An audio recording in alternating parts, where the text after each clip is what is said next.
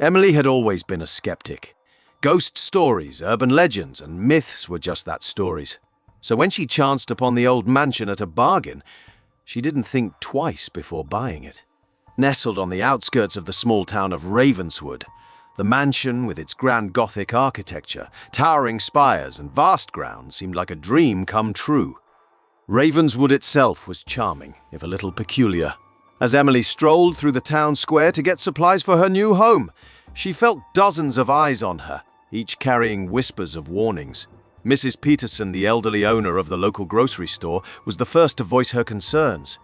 "You're the young lady who bought the old Holloway place?" she asked, her eyes widening in surprise. Emily nodded, her arms filled with bags. "Child, you must be careful. That place, it has a history." "What kind of history?" Emily inquired, genuinely curious. Mrs. Peterson hesitated, glancing around as if making sure no one was within earshot. "People say it's haunted. Many who've gone in haven't come out the same." Emily chuckled. "You're trying to scare me, Mrs. Peterson." The old woman simply shook her head. "Just be careful," she whispered, as Emily left the store. Walking back to the mansion, Emily couldn't help but laugh at the town's superstitions. The mansion might be old and in need of repair, but haunted? That was a stretch. Even so, the house did have an undeniable aura about it. Shadows seemed to dance a little longer, and the wind whispered secrets through the overgrown ivy clinging to its walls. As she pushed open the massive wooden front door, a musty scent greeted her. A mix of old wood, decaying fabric, and lingering memories. It was overwhelming but not unwelcome. Exploring the mansion was like stepping back in time. High ceilings adorned with ornate chandeliers, rooms filled with dusty furniture shrouded in white sheets, and long hallways that seemed to stretch forever made Emily feel like she'd stumbled upon a forgotten treasure. While cleaning the main hall, Emily found an old leather-bound book beneath a rotting wooden cabinet. The pages were yellowed with age, and the writing, though elegant, was hard to decipher. From what she could make out, it was a diary, likely belonging to one of the mansion's previous occupants. The children's laughter echoed through the halls, but as days turned into nights, laughter gave way to whispers, whispers that chilled the very soul. "I tried to leave, but the house won't let me. I'm trapped." Shaken by the entry, Emily closed the diary. Maybe there was some truth to the town's tales, but she wasn't one to be easily frightened. That night, she decided to sleep in the master bedroom, the largest room with a sprawling canopy bed. Candles lit the room, casting flickering shadows on the walls. The wind howled outside, but inside, the mansion was eerily silent. Just as Emily was drifting off to sleep, a soft sound caught her attention, the faint, distant giggle of children playing. Startled, she sat up, straining her ears. The giggles grew louder, now accompanied by the pitter-patter of tiny feet. Heart-pounding, Emily tried to convince herself that it was just her imagination. But as she pulled the blankets close, she couldn't shake off the growing sense of dread, the feeling that she was not alone in the vast mansion. She remembered Mrs. Peterson's words, "Many who've gone in haven't come out the same." Emily hoped she wouldn't become one of them. But as the night deepened and the sounds grew closer, she couldn't help but wonder. What secrets did the mansion hold? And would she be the next to discover them? Sleep had been fleeting for Emily that night. Every creak, every rustle of the wind seemed amplified, feeding her unease. But when dawn broke and sunlight streamed into the mansion, her fears from the previous night seemed distant, almost silly. Shaking off the remnants of her anxiety, Emily resumed her exploration of the house. But as the day progressed, she couldn't shake the sensation of being watched. It was subtle at first, a shift in the atmosphere, a sudden drop in temperature. But as hours ticked by, Emily began to hear the soft, indistinct murmurs of voices. While cleaning the old study, she found herself pausing to listen. It was as if a conversation was taking place just out of earshot, the words muffled and unintelligible. The source was impossible to pinpoint. It seemed to come from the walls themselves. Intrigued and a bit unnerved, Emily decided to follow the sounds. They led her down a winding hallway she hadn't noticed before, its end obscured by shadows. With each step, the whispers grew more distinct, turning from mere murmurs to desperate pleas. "Help us," one voice whimpered. "Free us," cried another. Heart racing, Emily reached the end of the corridor, finding herself before a heavy iron-bound door. The air around it was frigid, and the cries for help seemed to emanate from beyond it. With trembling hands, she slowly pushed the door open, revealing a flight of narrow, stone steps leading downwards. The basement, she realized. Steeling herself, Emily began her descent, the whispers accompanying her every step. The basement was vast, much larger than she would have imagined. Rows of old shelves filled with dusty trinkets and forgotten memories lined the walls. In the dim light, Emily could make out another door, this one made of aged wood and adorned with an ornate, rusting lock. The whispers were loudest here. Taking a deep breath, Emily approached the door and was surprised to find it unlocked. It swung open with a mournful creak, revealing a hidden chamber. The room was circular, its walls covered in ancient tapestries depicting scenes of joy and play, children dancing, playing and laughing. But these images were juxtaposed with darker ones, the same children, now looking lost and forlorn, their eyes filled with terror. And in the center of this room stood an ornate mirror. Unlike everything else in the mansion, it seemed untouched by time, its surface clear and unblemished. The frame was intricately carved with symbols and runes that Emily couldn't recognize. Drawn to it, Emily approached the mirror. Instead of her reflection, she saw fleeting images of the past. Children playing in the mansion's grounds, their laughter filling the air. But these scenes of happiness soon gave way to more sinister ones. A shadowy figure, face obscured, looming over the children, silencing their laughter and trapping them within the walls of the mansion. Emily gasped, stepping back in horror. The whispers grew deafening, the children's pleas echoing all around her. "Break the curse," they urged. "Set us free." Tears filled Emily's eyes as she realized the magnitude of her discovery. The souls of these children were trapped, their essence bound to the mansion, reliving their torment over and over. She had to do something. Determined, she left the chamber, vowing to uncover the mystery behind the cursed mirror and the shadowy figure. She had to find a way to free the trapped souls and bring peace to the mansion. But as she ascended the stairs to the main house, she knew that her journey was only just beginning and the true horror might yet be waiting to unfold.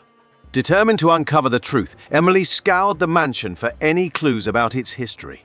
Hours turned into days as she sifted through old books, diaries, and letters. Many were fascinating, filled with tales of grand balls, family gatherings, and celebrations. But none hinted at the dark secrets of the mansion. It wasn't until she stumbled upon a sealed chest hidden beneath the floorboards of the library that she found something of interest. The chest was heavy, its wood darkened with age. Inside, carefully wrapped in brittle parchment, was a series of old journals, each one meticulously dated. Beginning with the earliest entry, Emily began to piece together the tragic tale of the Holloway family, the original occupants of the mansion. The journals belonged to Eleanor Holloway, the matriarch of the family. Eleanor wrote extensively about her husband, Thomas, and their 3 children. They seemed like a happy family, blessed with wealth and love. However, as Emily progressed through the entries, she noticed a drastic shift in Eleanor's tone. Happiness was replaced by fear and confusion. Eleanor began to detail the increasingly strange behavior of her husband. Once a loving father and husband, Thomas grew distant and obsessed with the occult. He spent hours locked away in the basement chamber, muttering about eternal life and the power of the mirror. One journal entry stood out, its pages stained with what looked like dried tears. Eleanor wrote of how she discovered Thomas in the chamber, performing a dark ritual. He believed that the mirror had the power to grant immortality and was attempting to harness its energy. But something had gone terribly wrong. Instead of granting life, the mirror became a trap, ensnaring the souls of their children who had unwittingly become part of the ritual. Eleanor's final entries were filled with sorrow and guilt. She blamed herself for not seeing the signs earlier, for not protecting her children. She wrote of her plan to confront Thomas, to break the mirror and free their children's souls. But the journal ended abruptly, with no conclusion to Eleanor's tale. Chilled to the bone, Emily realized what she had to do. She had to complete Eleanor's mission and break the curse of the mirror, but she couldn't do it alone. She remembered Mrs. Peterson's warnings and decided to seek her help. To Emily's surprise, Mrs. Peterson had been waiting for her. "I knew you'd come," the old woman said, her eyes filled with tears. "It's time to end this." Together, they devised a plan. Using Eleanor's journals as a guide, they gathered the necessary items for a counter-ritual to neutralize the dark magic of the mirror. Candles, salt, and a special pendant that had belonged to Eleanor, said to contain protective properties. As night fell, the two women made their way to the chamber. The whispers were deafening, the trapped souls sensing that their liberation was near. Lighting the candles, Emily and Mrs. Peterson began to chant the words written in Eleanor's journal. The room seemed to come alive, the wind howling, the walls shaking. With each chant, the mirror began to glow, its energy pulsating. Emily, clutching Eleanor's pendant, approached the mirror, its surface now swirling with dark shadows. Taking a deep breath, she recited the final words of the ritual, pleading with the spirits to be released. The chamber was engulfed in a blinding light, so intense that Emily had to shield her eyes. A deafening crash echoed throughout the mansion as the mirror shattered into 1,000 pieces. When the dust settled, Emily and Mrs. Peterson found themselves standing in a transformed chamber. Gone were the tapestries of trapped souls. In their place were images of children, free and at play, their laughter echoing throughout the room. Overwhelmed with emotion, Emily sank to the ground, tears streaming down her face. The curse of the Holloway Mansion had been lifted, but as she embraced Mrs. Peterson in gratitude, Emily knew that the final chapter of this tale was yet to be written. The spirit of Thomas Holloway, the architect of this tragedy, was still at large, and she had to confront him. The sense of relief that washed over Emily was short-lived. Though the children's souls were freed, the dark presence of Thomas Holloway still lurked within the mansion's walls. Mrs. Peterson, drawing upon old town tales, warned Emily that Thomas's spirit was likely angered by the breaking of the mirror and could become more dangerous. "We need to confront him, once and for all," Emily declared, her determination unwavering. Using a mix of Eleanor's writings and Mrs. Peterson's knowledge, they prepared for the confrontation.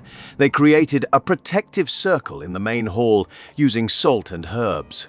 At its center lay the shattered remnants of the cursed mirror, the only link to Thomas's tormented spirit. As midnight approached, the atmosphere in the mansion grew tense. Shadows seemed to deepen and a cold wind blew despite the sealed windows. Emily and Mrs. Peterson, hand in hand, began chanting an ancient invocation to summon Thomas's spirit. A dark, swirling mist began to form above the broken mirror shards. It condensed slowly into the figure of a man, his features twisted with rage and pain. "Who dares summon me?" The voice was a haunting echo that sent shivers down Emily's spine. "It's time to end this, Thomas," Emily shouted, her voice unwavering. "Your family is free and you need to find peace." Thomas's ghostly figure glared, his anguish evident. "I wanted eternity and they took it from me." "Your greed trapped your own children," Mrs. Peterson retorted. "It's time to let go of your anger and find redemption." The room quaked, books and artifacts tumbling from their places, but the protective circle held firm, its glow intensifying as Thomas's spirit raged against it. Drawing strength from one another, Emily and Mrs. Peterson continued their chant, urging Thomas to accept his mistakes and move on. As their voices rose in unison, the room was filled with a radiant light, countering the darkness of Thomas's presence. With a final, mournful cry, Thomas's form began to dissolve, the dark mist slowly fading away. The once imposing figure now looked frail and remorseful.